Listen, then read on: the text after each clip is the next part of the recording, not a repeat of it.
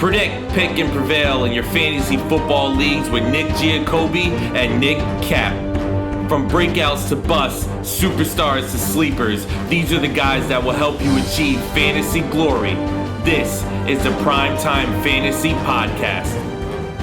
Welcome everybody to Season 2, Episode 9 of the PrimeTime Fantasy Podcast, where we give you our predictions, our picks, with the hopes that we help you prevail throughout the 2022 fantasy football season. I am your host, Nick Giacobbe, and joining me is Nick Cap. This week's episode is going to be all about the draft. Me and Nick both have 10 draft tips for you. We haven't seen each other's tips, so this should be a real fun one for us. Yeah, pretty much. Draft's very important. I'm not going to get into my first one, but we'll go into it later. Don't worry. But I know, Nick, you had a couple drafts already, so. We did. I'm going to recap my drafts in a second, which is it's just a lot of fun to make this list while also doing drafts at the same time. So I'll recap that right before we go into our draft tips. If this is your first time listening or watching, thank you so much. You can find us every single week on all audio devices, all podcasting platforms, but not limited to Spotify, Apple Podcasts, Anchor, Stitcher, anywhere where you can find a podcast, you can find the PrimeTime Fantasy Podcast. If you're on Spotify or Apple Podcasts, please give us a 5-star rating and a review. It really does help. If you're watching us on YouTube, thank you so much. We appreciate that. Hit the subscribe button, drop a like, a comment. We appreciate all of that. If you want to support us on social media, and please do, you can follow us on Instagram, TikTok, and Twitter at PrimeTimeFFPod. YouTube and Facebook is PrimeTime Fantasy Podcast. So to start things off, I've had 2 drafts in the past week. I actually had one tonight. I basically finished 10 minutes ago. Last week was my Dynasty Draft, so I'm going to run through that real quick, and Nick can give me a grade, and we could talk about it a little bit. Obviously, you guys don't see the board, so it's a little bit tougher to give me a grade at least, but I'll tell you guys who I got. So for starters, I won the league last year. This is my very nice Dynasty trophy that I purchased as the commissioner. It is the SCK Dynasty League. This is my nameplate. If you can see it there, it says the Rats. That is my team name because I'm a rat. So this will be with me for the next year as the inaugural Dynasty champion. So because I was the champion, I get the 10 pick. So I'll read off my roster first, at least. This is a modified Dynasty League. You keep 12 players. So my roster is Jonathan Taylor, Javonte Williams, Ramondre Stevenson, Tyreek Hill, Amari Cooper, Darnell Mooney, Tyler Lockett, Allen Robinson, Joe Burrow, Russell Wilson, George Kittle, and I made a trade on draft day. I traded J.K. Dobbins for Josh Jacobs. So my draft, the way this Dynasty Draft works, it's like an NFL draft, so I was picking at pick 10 every single round. Round 1, which is basically round 13, I guess, Chris Olave. Round 2, Devin Singletary. Round 3, Wan'Dale Robinson. Round 4, Kendrick Bourne. Round 5, Alexander Madison. Round 6, Khalil Herbert. Round 7, the New Orleans defense. And round 8, Brandon McManus. So the way I kind of attacked this draft is I really wanted a stud rookie receiver just to have that upside, that potential that we've seen from a lot of rookie wide receivers over the past, 5-6 years or so. I love Olave a lot on the Saints. He's my potential rookie of the year. I think Jameis is going to target him a lot. I think he'll really rise up that depth chart and become at least the wide receiver 2 on that team. So I really like the Olave pick. I did regret the Singletary pick. I wish I had gone with Damian Pierce on Houston. I don't love it, but he did finish down the stretch as the top running back for Buffalo. They're going to be the highest scoring team in the NFL this year, most likely. So that's why I went with Singletary. Wan'Dale Robinson's been a stud at the Giants camp, so I like that upside, and I like having him on this roster. Kendrick Bourne is for insurance. I could see myself cutting him in the first few weeks if he doesn't produce, but he had a solid season with the Pats last year, so I thought it was okay to take a fly on him.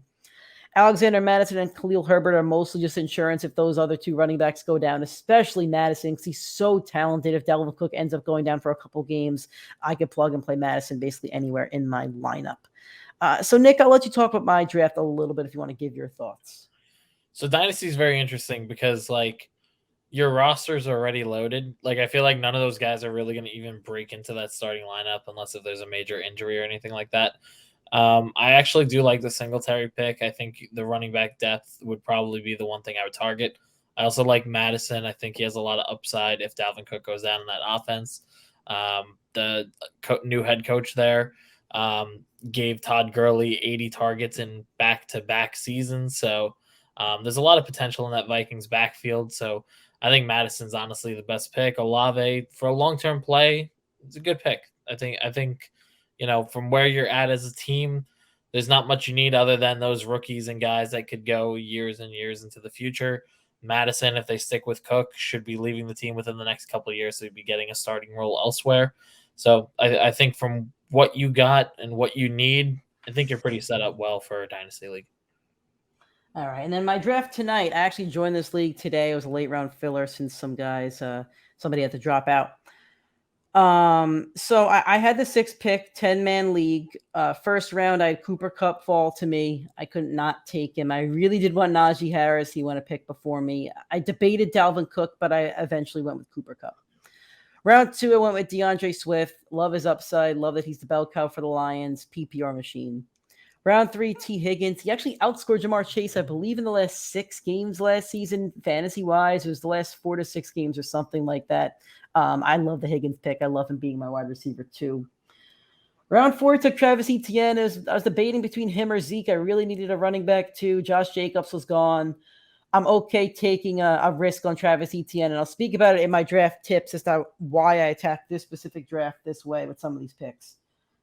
Round 5, I took Nick's guy, Courtland Sutton. There's another guy I really wanted, but I passed on him and ended up getting him a couple rounds later.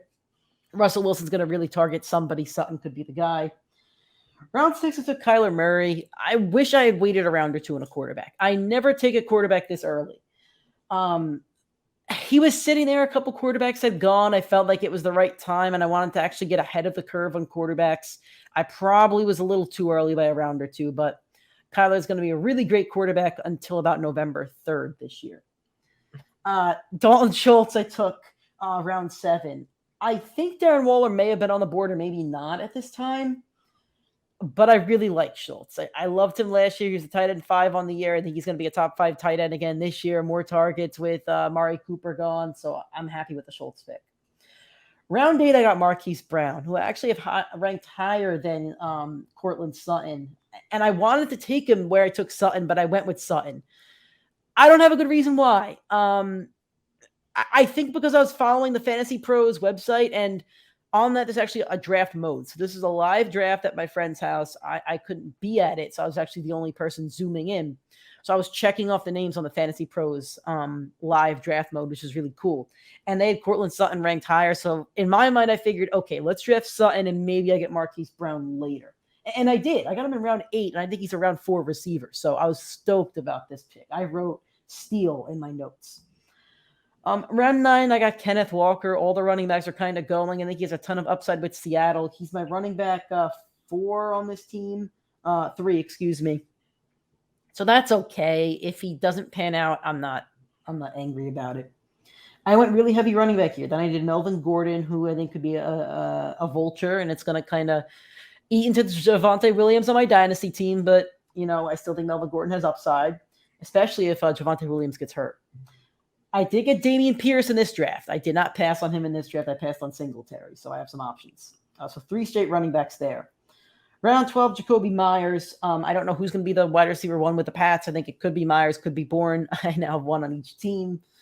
Round 13, Jahan Dotson on Washington. I think I got a real great pick in round 13. Rookie wide receiver, could be the second to Terry McLaurin. I'm happy with that pick. Tom Brady, round 14. I'm playing him every week after November 2nd due to Kyler Murray's Call of Duty obsession. But a phenomenal backup. Like I'm gonna have a tough time, I think, deciding who to play certain weeks. Round 15, which is my last serious pick, I went with Romeo Dubes. He could be cut, but Aaron Rodgers is praising him. So if I keep until week 1, if he doesn't get any targets, I just cut him. Not a big deal. I took the Broncos defense round 16. I stream defenses. I never take a defense early. They're facing Seattle on Monday night. Seattle's going to get cooked. Geno Smith is going to throw a lot of picks. Round 17, I got Pat Freiermuth. A lot of upside. Rookie quarterback or a quarterback like Trubisky who just isn't very well experienced. Going to target the tight end a lot. And last pick, I have Daniel Carlson, kicker for the Raiders. I think your draft went well. I mean, obviously, I don't know who's on the board. The only thing I would probably swap out of there is I probably would have went with Zeke over ETN just because I think you did take a big flyer on DeAndre Swift. I think he has a lower. I love Swift. I think he's got a ton of upside. I think he could finish as the RB1, but I do think his floor is a little bit low. So I would have liked you taking Zeke there, get the guy with a higher, comfortable floor. But I think you made up for it on the back end. I think you got a lot of guys that you'll know by week 3 if you need to cut them transition, which I think is perfect for your fantasy draft. Yep, that's totally fair. All right, let's get into our draft tips. Me and Nick each have 10 draft tips for you to help you just totally crush your fantasy drafts. Do you want to start from 10 or start from 1? Your call.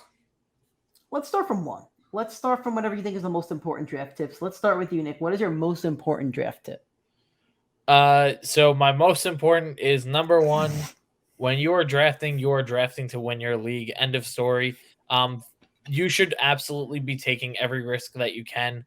The number 1 motto that I'm going to give you for your entire season is I don't care if you finish 2nd or 10th. If you did not win, if you did not win your league, you are a loser. Therefore, go for the win. Go to win your league. Don't feel comfortable taking guys like I have 2 examples here for guys that. Well, Zeke. There's. You just made the case with Zeke. That's a comfortable pick.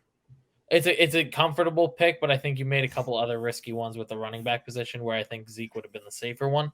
You do need to balance it, but for example, David Montgomery versus Travis Etienne. Travis Etienne has absolutely winning potential. He has top 10 running back potential. He has such a safe receiving upside, and he should have a lot of rushing attempts as long as James Robinson doesn't come back early on into the season, where David Montgomery is being drafted 10 to 12 picks earlier.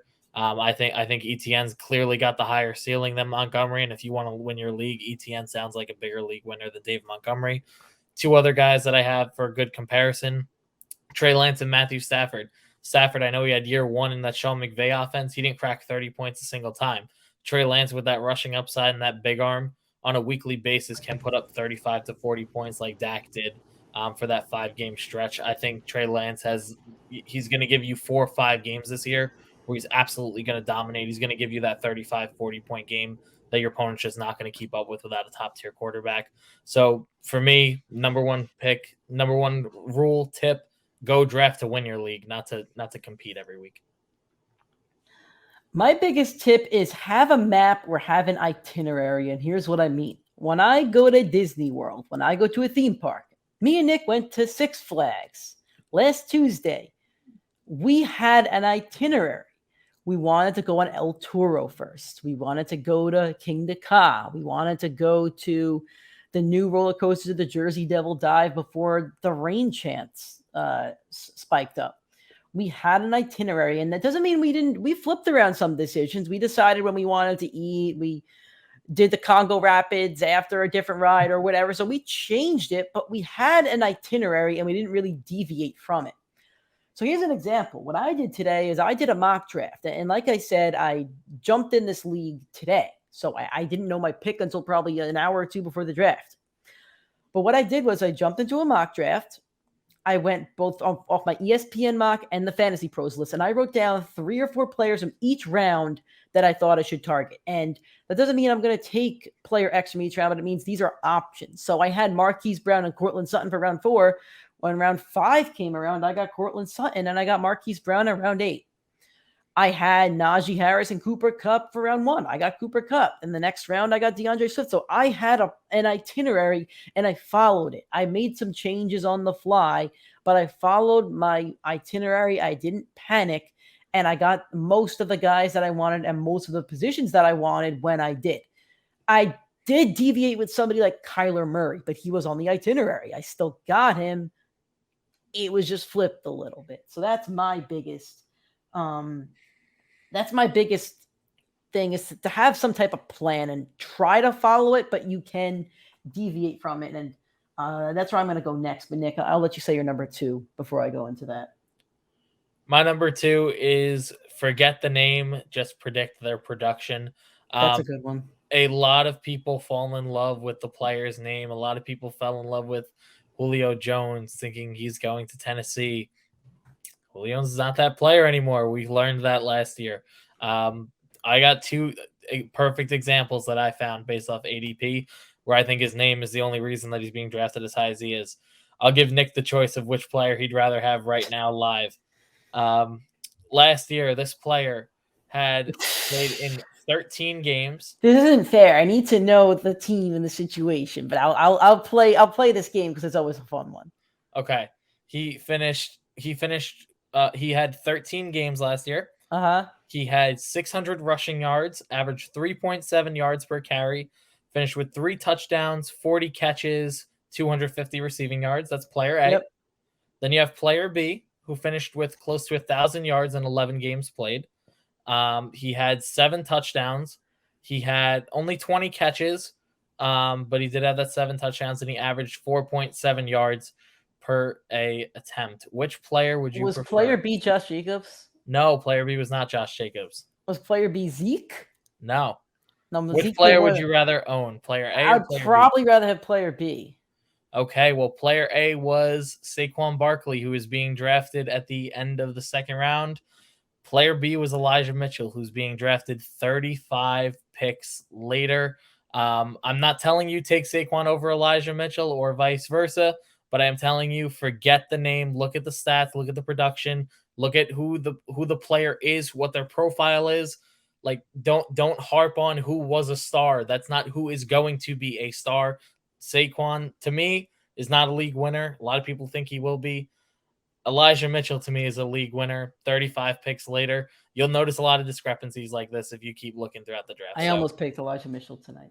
I think he's all right. My number 2 is to have a strategy, but be flexible / be prepared for any situation. So it's good to have that itinerary, like I said, but don't say to yourself, I need a running back round 1. I need it. Because guess what I did like 3 years ago when I had my worst fantasy season? I said, I need a running back round 1. It's so pivotal. It's vital. It's this and that.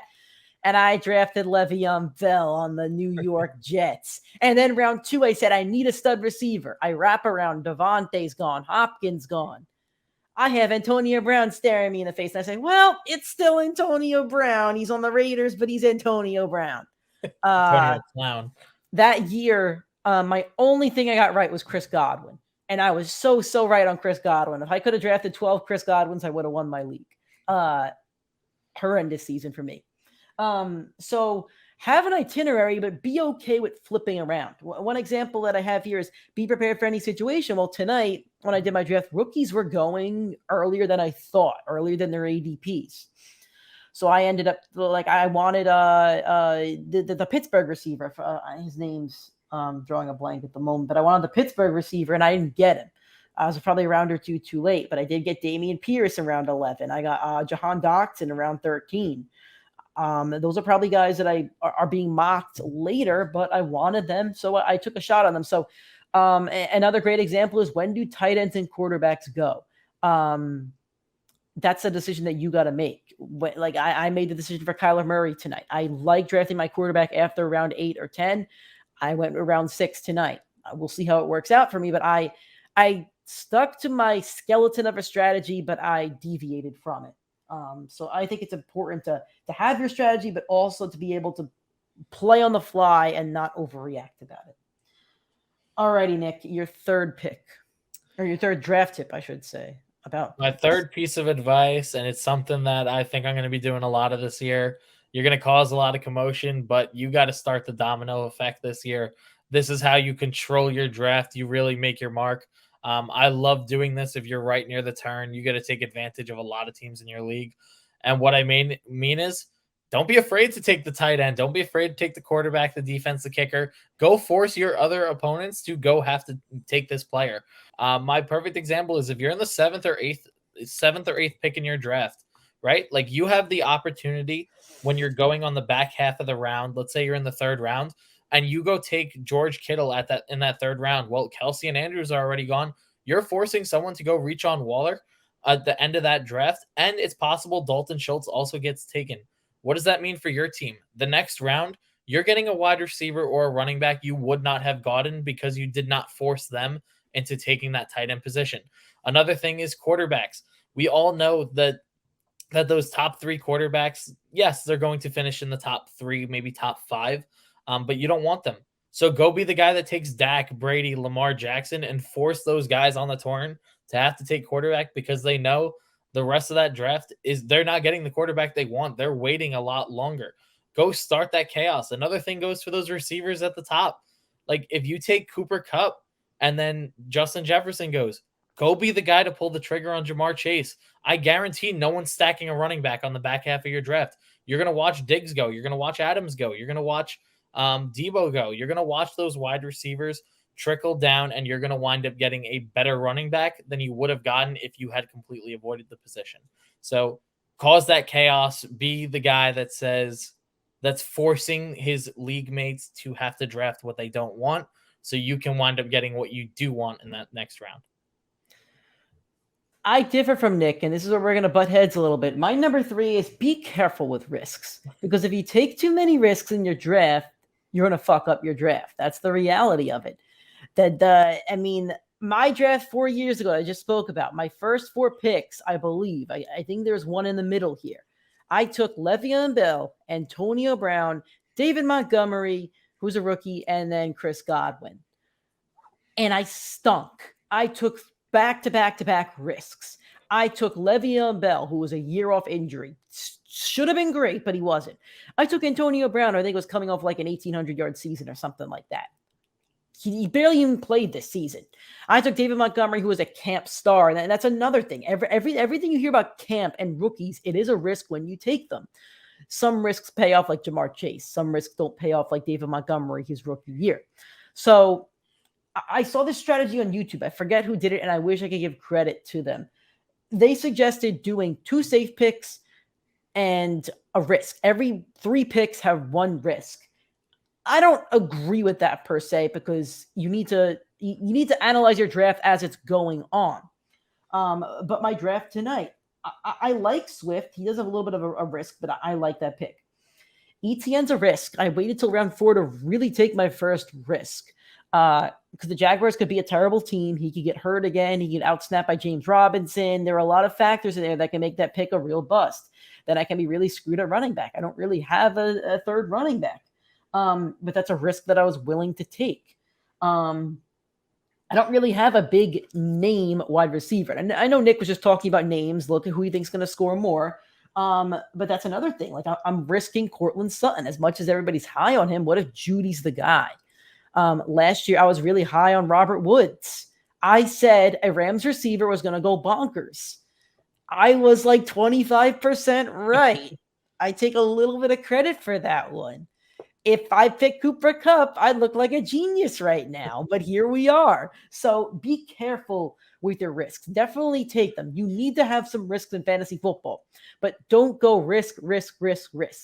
Try to go, in my opinion, 70-30, 60-40. That's the most I would do risk-wise with my drafts.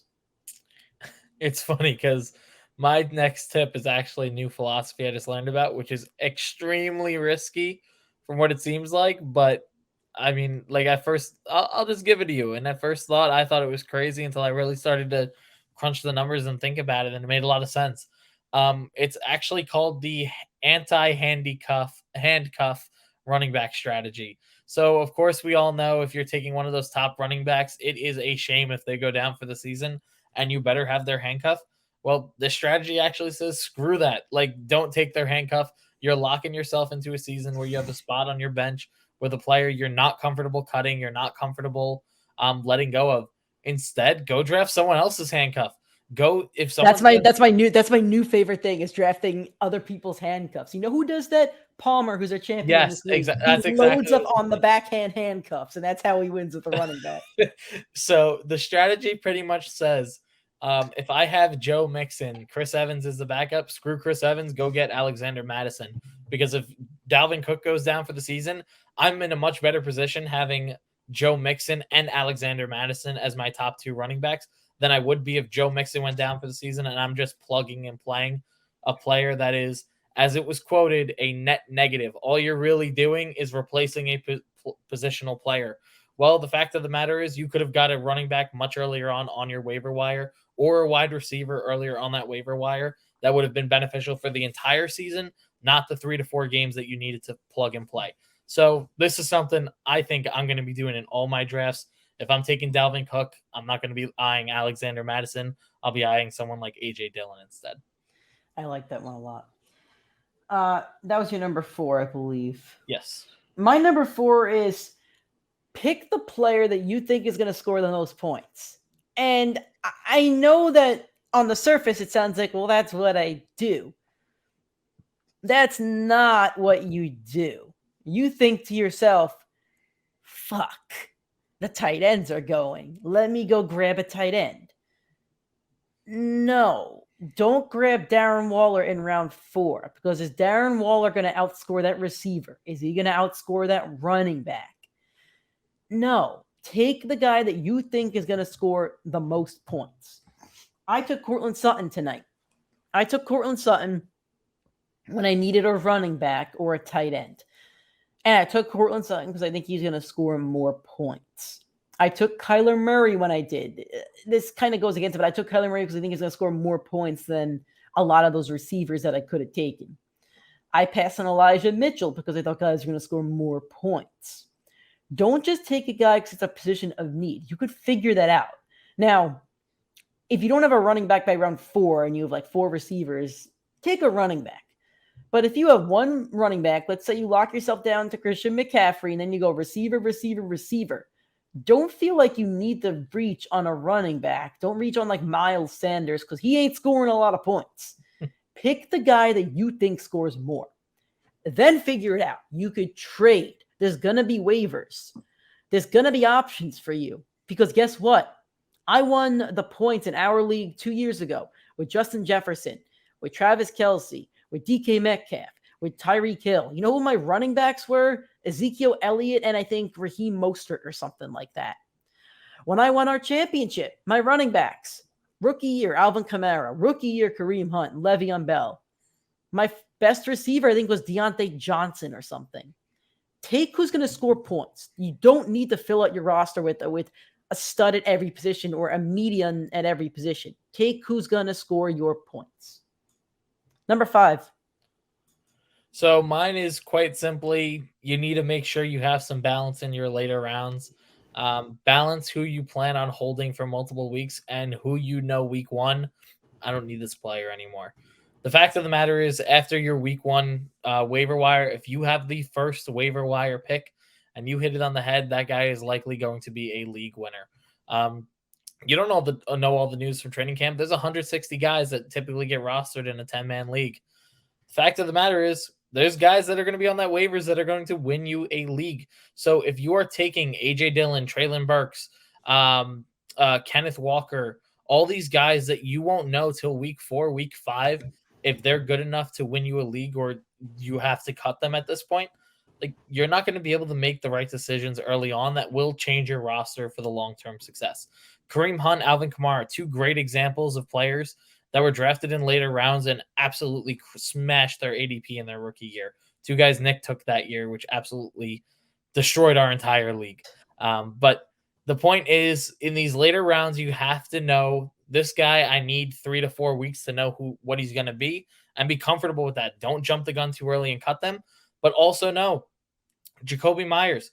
If Devontae Parker is looking better than him and it looks like he's going to be the wide receiver 1, the New England Patriots don't pass enough where he's going to deliver. Get ready to cut him. I don't care if he's the wide receiving 1 option. Another good example, Christian Kirk. Guess what? They paid him all that money. If you don't see him putting up production week 1, cut him. He's not going to put it up for the duration of the season. You're going to know very quickly for a lot of these guys whether they're cuttable, and a lot of these guys you think you need for 4 weeks. Just balance both. Be ready to say, I'm not attached to this guy. Cut him off. Pick up who you need on the waivers. My number 5 is know your league. You don't know every league, but you know your league for the most part, your home league. If so, you know who your league mates are going to pick. You know who they like to target. You know the positions they like to target. You know the players they like. You talk to them throughout the year. You know who they picked last year. If you're in a league for a while, you probably notice some trends. Try to know your league a little bit, because if you do, you could decide when you want to target certain things. If you think tight ends are going to start going in round 5, take your tight end, like Nick said. If you think your league is really high on running backs, get your running backs early. The more you know your league, the more you know your league mates, the better. And that will help you really excel at your draft. If there's one dummy out there that you know always takes the big name guys, if you know he's going to take Julio and this and that, and he's picking a couple picks ahead of you, then you're good. But if you know that there's somebody next to you on the draft board who's really knows his fantasy stuff, he knows his sleepers, then you may need to reach for some guys. If you're really high on a rookie, Olave, Dotson, or whoever it is, if you're really high on a rookie, you're going to have to reach a round or two because you know that the guy behind you is going to scoop him up. So that's knowing your league is imperative. And I know some leagues you're not going to know everybody and you can't really fit this strategy in there. But if you're in a home league, know your league and excel at that league. So my next piece of advice, know who you like, but more importantly, know exactly where you like them. A perfect example would be I went through the running backs drafted inside of the top 10 rounds. And in between pick 20 and pick 50, there's only 4 running backs that I really liked. There's only 4 guys that I really would want to roster on my team. It was Travis Etienne, Ezekiel Elliott, Josh Jacobs, and Antonio Gibson. So for those 4 running backs at their ADP, what does that tell me? In the first 2 rounds, if I don't go grab my RB1 and probably my RB2, I'm not going to be happy in those later rounds. So if I'm taking my wide receiver 1, like if I'm taking that Cooper Kupp, Justin Jefferson, Jamar Chase, or I'm taking that Travis Kelce, Mark Andrews in the 2nd round, I'm probably going to be left with a running back I'm not comfortable with running my RB2.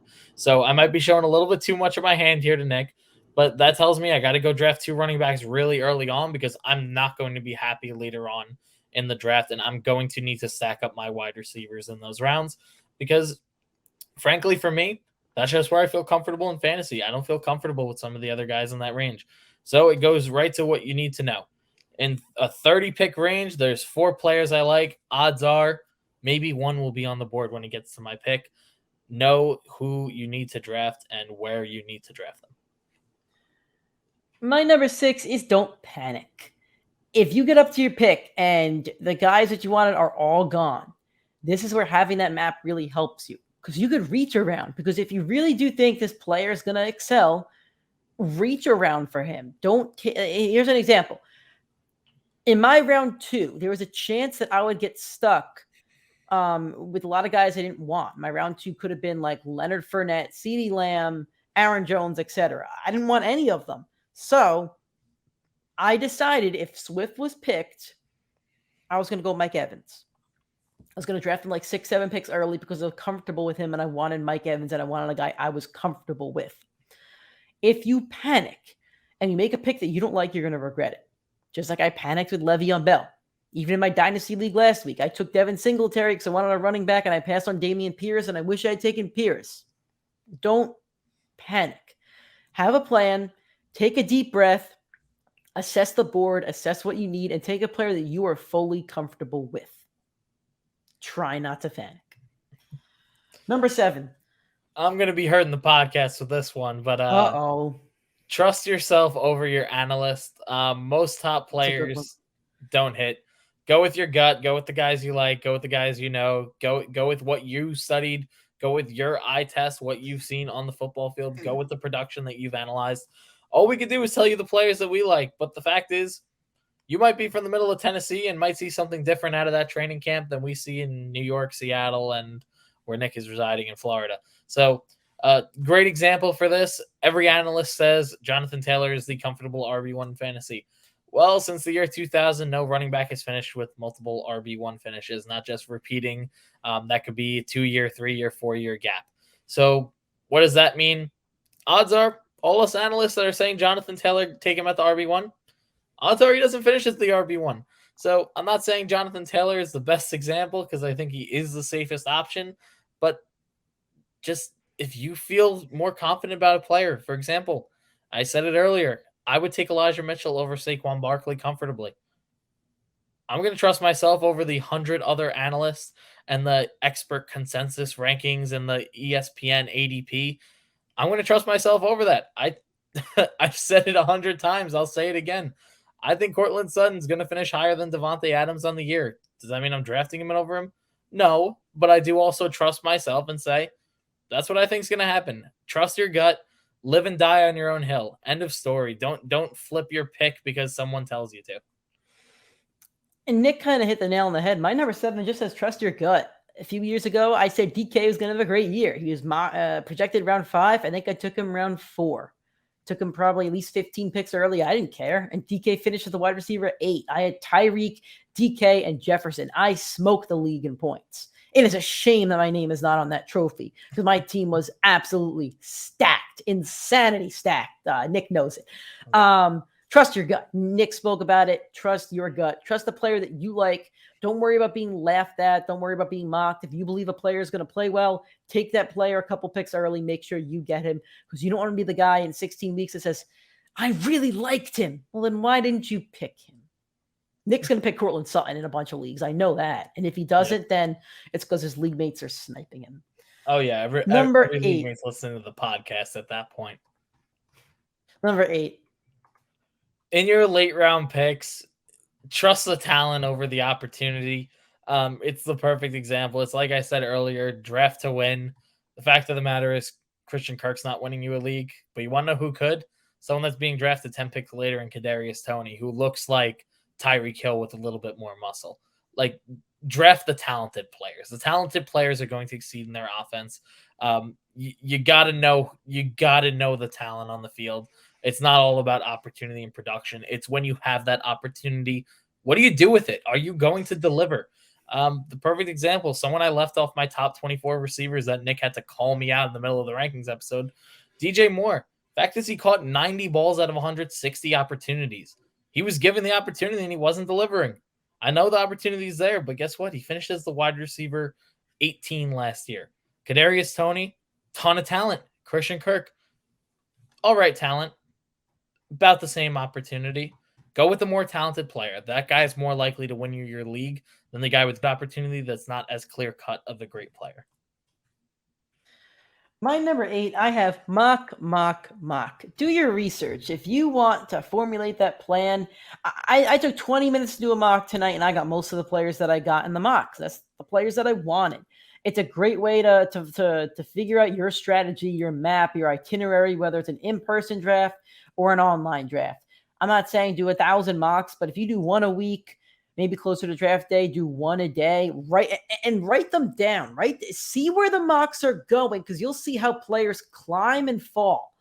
Watch it very closely. A player like Courtland Sutton, watch if he goes up, or stays or down. Watch the mocks over the next few weeks before your draft, and that's kind of how you get the best feel of which players are starting to gain more steam and which ones are starting to fall off. Number 9. So your draft and most drafts and most leagues, their league winner is not determined in the first round. It's not determined in the second round. It's not determined in the third round. It piggybacks off what I just said. It's determined in the fourth round and later. If you look at the last, the 4 players that were most commonly found on playoff teams in fantasy last year, and I don't have the exact order, but these 4 were the top 4 that were rostered. Mark Andrews, Jamar Chase, Cooper Kupp, Elijah Mitchell. 1 guy was on the waivers. The other 3 were taken in the 4th to 8th round. That is exactly where you find your league winners. That is exactly where you win your draft. Take a look at 2 years ago. Stephon Diggs, that was the guy that won a ton of people their leagues. A guy that single-handedly carried a wide receiver 2. DK Metcalf and Justin Jefferson, who are on my teams. DK, Chris Godwin, Kareem Hunt, his rookie year, and Alvin Kamara, rookie year. There's a perfect example of the guys that single-handedly carried you to the playoffs. So if you want to know where is most important to hit outside of catastrophic injury to one of those top draft picks, it's 4 through 8. That's the spot you're going to see a lot of fluctuation in. Hit those picks. Take your guys there. My number 9 is don't stick to one website or analyst. I think you should ultimately make your own decisions, stay with the guys you're comfortable with. But also look for other opinions. Watch us, obviously, but then go to ESPN, go to Fantasy Pros, listen to Michael Fabiano, who's, I think, with Sports Illustrated now.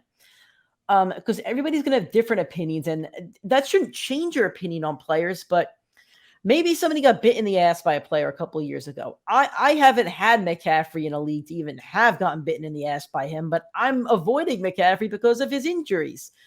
Well, I also think McCaffrey's really freaking talented. So I'm not telling you not to draft him, but let's say you only listen to Matthew Berry, and Matthew Berry doesn't like McCaffrey because he's drafted him in back-to-back years and he doesn't want to touch him again. Well, that may cause you not to draft McCaffrey. McCaffrey could go out there, play 16 games, and win you a championship. So listen to a couple different guys, look at different rankings, and see where people are all deciding to rank people. And that's where you could formulate your opinions, get a better grasp of that knowledge, and then make your choice, make your players, make your selections, and go with your gut. But use different forms of research. And that should go with anything in life. I don't do politics, but that should go with politics. That should go with, when you're doing any kind of research for this podcast. I don't formulate my opinions just based off one thing or anything like that, but you should really think about everything and soak up research before you make decisions with everything in life. And with fantasy, it's no different. Do your research, get a couple different options and opinions, then make your pick. Before I go to my last tip, just to piggyback off that was actually one of my pieces of advice, and I winded up taking it off. But it had more to do with the app that you were actually using. You will see big discrepancies in ADP across apps. The biggest one that I saw is a guy I talked about 100 times already, Saquon Barkley. Barkley's being taken 27th on ESPN. On Sleeper, he's being taken at the 18. On Yahoo, he's being taken at the 16. Well, Travis Kelce was 30 on ESPN and 8 on Fantasy Pros today. Exactly. So, like we just said, all these apps have these different rankings. All these analysts have their different rankings. Like, you will see big discrepancies. So, don't just go off only one platform. Yep. Your number 10, Nick, your final draft tip. So, I'm going to quote Ted Lasso here. Coach for Richmond FC, and that is to be a goldfish. What does that mean? Goldfish is the happiest animal on the earth because it has a 10-second memory. What I'm saying is, you have a regret, forget it, move on. You know what you have, you know what you like.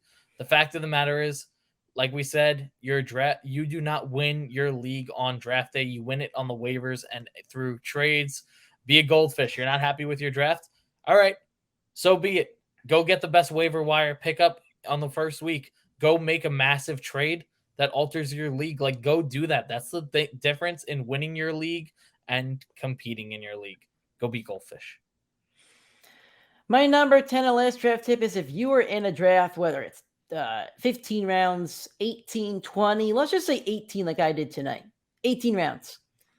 Do not take your defense and your kicker before round 16. Don't do it. It's a waste. There is no upside. I'm telling you, there's no upside, because you know what? Your defense and kicker doesn't even matter until the playoffs. Unless you're getting a defense that's a slam dunk that you know is going to put up 20 points a week, there is no reason to do it. You definitely can't predict what kicker is going to be the number one scoring kicker, because it almost changes every year. I know we had a couple kickers that have been elite, like Tucker and a couple others, but there's no reason to reach. You could take that rookie. You could take that third wide receiver. You could take that backup running back that has so much upside. But instead, you're going to go and take a kicker that you may cut in 4 weeks.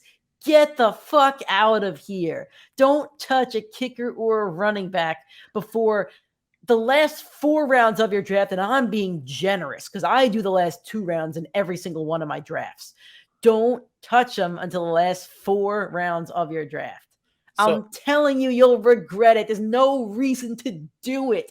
I took the Broncos defense tonight because they're going to smoke Geno Smith week 1. I'm dropping the Broncos defense that Tuesday because they're probably playing the Chargers or something in week 2. Don't do it. Just stream them. It's so much easier to do it. So I actually saw this new trend and thing that's going around that's saying, do not draft your defense and kicker at all. Because the fact is, through these 3 preseason weeks, if your draft is coming up, guess what? You might see an injury on your roster to someone that could be cut. You might see that a guy like Romeo Doubs, who's getting a ton of hype from Packers camp, hasn't played a snap of preseason. You might see he's the wide receiver 4 according to their sets. Like, you might see this stuff and wind up cutting them. So you might as well take your flyer in that 15th, 16th, 17th, 18th round. And then right before the week starts, say, all right, I see the 49ers defense or X defense or B defense and X kicker. Let me go drop these 2 guys because after training camp, I feel more confident with them, with the guy that I took in the 16th round than the 14th round. Yep, there you go.